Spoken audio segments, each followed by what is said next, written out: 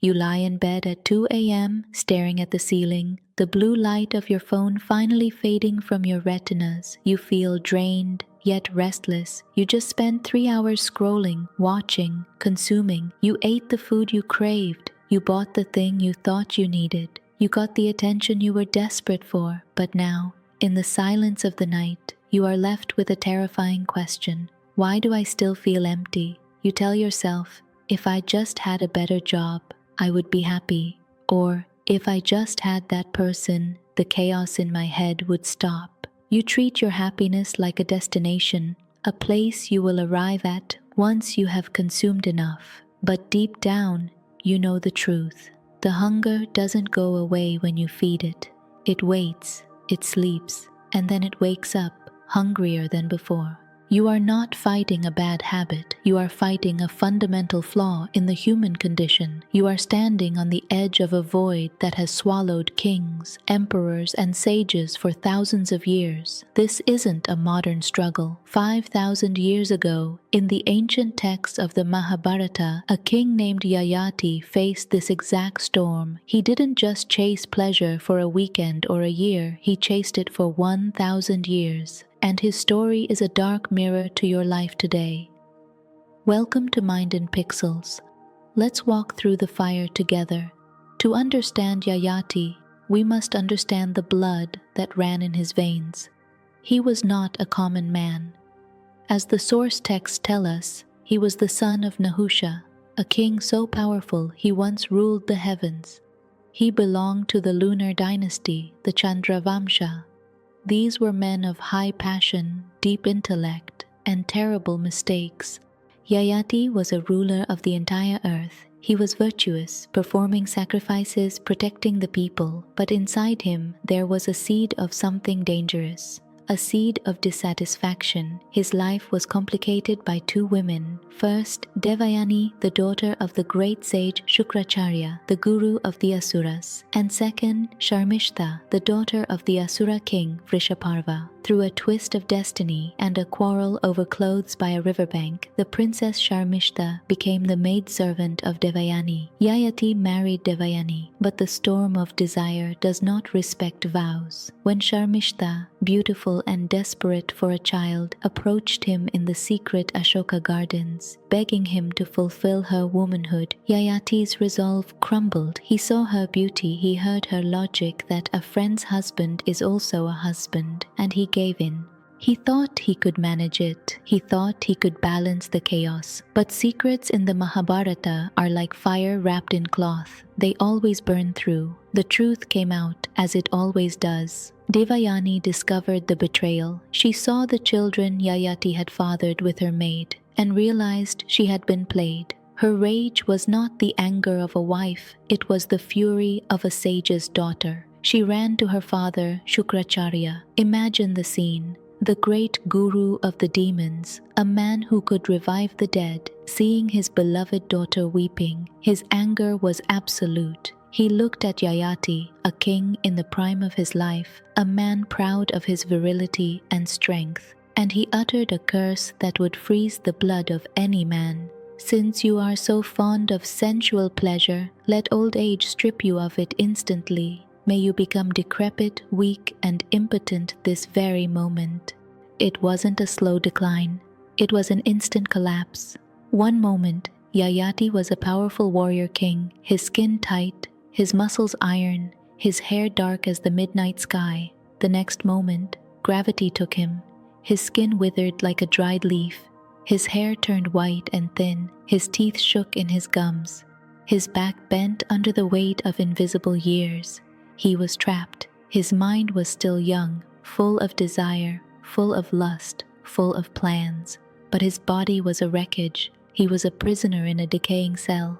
Desperate, Yayati begged for mercy. "I am not done yet," he cried. "I haven't satisfied my desires. This is too soon." Shukracharya, seeing his son-in-law's pathetic state, offered a loophole, a cruel, twisted loophole. He said, "If you can find someone willing to exchange their youth with your old age, you can be young again." Think about the psychology of this.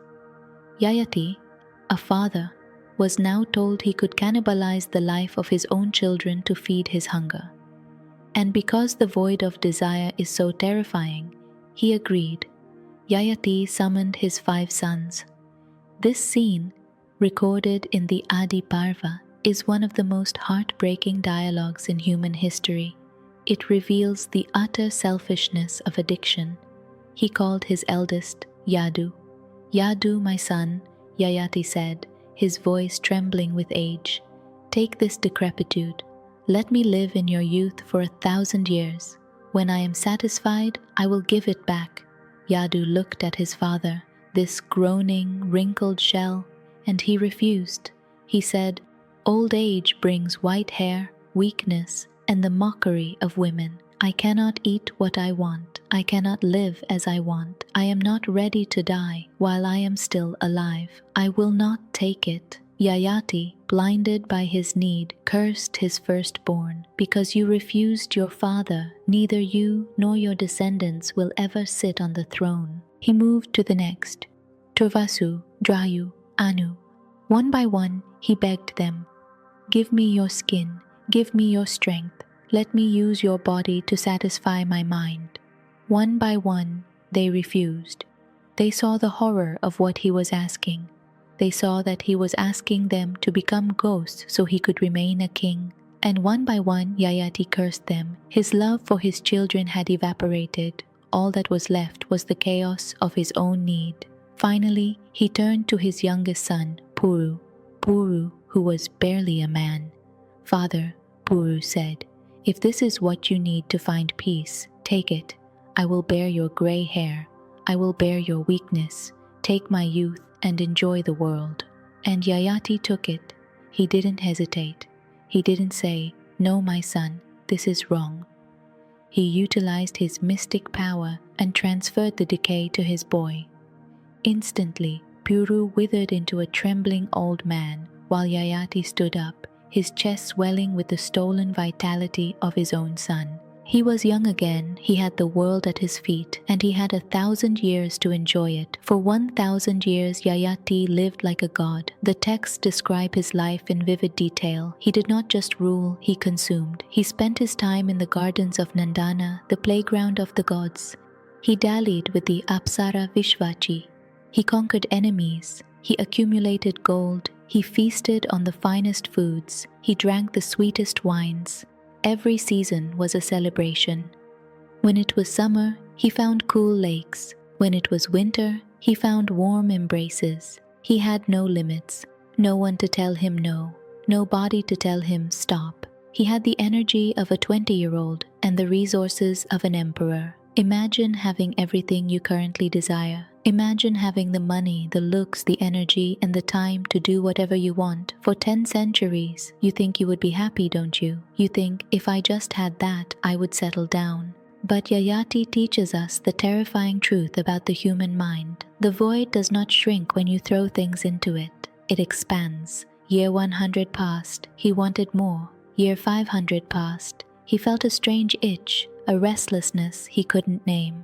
Year 900 passed. The pleasures that used to make him scream with joy now felt dull, repetitive, mechanical. He was running on a treadmill of sensation. The more he ate, the hungrier he got.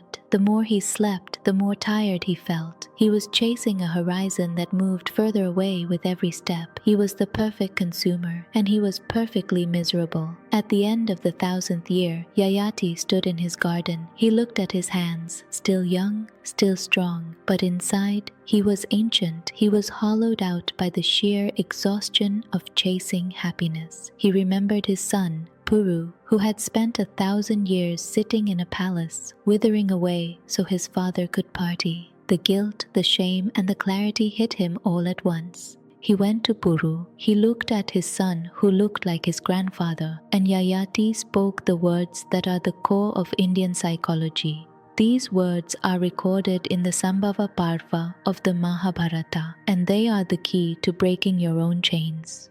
He said, O my son, I have lived for 1,000 years. I have tasted every pleasure the world has to offer, but I have learned one thing, and here is the realization. Listen closely, because this is for you. Desire can never be quenched by the enjoyment of desired objects. It only grows stronger, like a fire fed with clarified butter, ghee. Think about that image. You have a fire burning, you want to put it out, so you pour ghee, liquid fat, onto it. What happens? Does the fire say, "Thank you, I am full"? No, it roars, it explodes, it demands more. This is your mind. Every time you scroll for just 5 minutes, you are pouring ghee. Every time you say, "Just one more drink," you are pouring ghee. Every time you text that person who is bad for you, thinking it will settle your anxiety, you are pouring ghee into the fire. Yayati realized that satisfaction does not come from consuming. It comes from exhausting the desire itself through wisdom. He realized that the problem wasn't that he didn't have enough time. The problem was that the container, his mind, was a bottomless pit. As the text says, not all the grain, gold, cattle, and women on earth are enough to satisfy the desire of even one man. You are stuck in the Yayati Complex. You believe that the solution to the noise in your head is to drown it out with more noise. You feel lonely, so you seek validation. You feel bored, so you seek stimulation. But Yayati teaches us that the object of desire is a lie. The phone isn't the problem. The food isn't the problem. The relationship isn't the problem. The problem is the belief that external input can fix an internal lack. When Yayati took his youth back from Puru, he didn't just give his son back his body, he gave him the kingdom. He realized that Puru, who had lived a life of sacrifice and discipline for 1,000 years, was the true king. Puru had mastered his senses by denying them. Yayati had been enslaved by his senses by indulging them. Yayati retired to the forest. He chose the anchor of silence over the storm of pleasure. He spent his final years fasting, meditating, and burning his karma in the fire of austerity, not the fire of lust. He realized that true happiness is not having everything. True happiness is realizing you need nothing to be whole. So, how do you apply this to your life right now in the 21st century? You don't have to go to a forest. You don't have to give up your job or your family, but you have to stop feeding the fire with ghee. 1. Recognize the loop. The next time you feel that frantic urge to buy, to click, to consume, pause. Identify it. Say to yourself, "This is the fire." Do not mistake the craving for a need. 2. Starve the fire. The only way to put out a fire is to stop feeding it. It will be painful at first. The flames will roar. Your mind will scream, "I need this." But if you sit in that discomfort, if you hold your ground in the silence, the fire will eventually die down. It has to. It has no fuel. 3. Find your anchor. Yayati found peace only when he turned inward. You need an anchor that isn't digital, edible, or purchasable. Your breath, a walk, the sky, a moment of stillness. Return to the things that don't ask anything of you. 4. Be Puru, not Yayati. Puru represents delayed gratification. He represents duty over desire. In your life, be the one who can say no to the immediate thrill for the sake of a long-term peace. The story of Yayati is not a judgment on pleasure. Pleasure is a part of life. But when pleasure becomes the purpose of life, it becomes a curse. It turns kings into beggars. Don't spend 1,000 years realizing what you can realize tonight. The void cannot be filled. It can only be transcended. You are not the hunger. You are the one witnessing the hunger. Stop pouring ghee. Let the fire burn out. And in the ashes of your desires, you will finally find the peace you were chasing all along. If this story made you think, share it with someone who is running the endless race. Subscribe to Mind in Pixels. We hope we helped you a little. Thank you.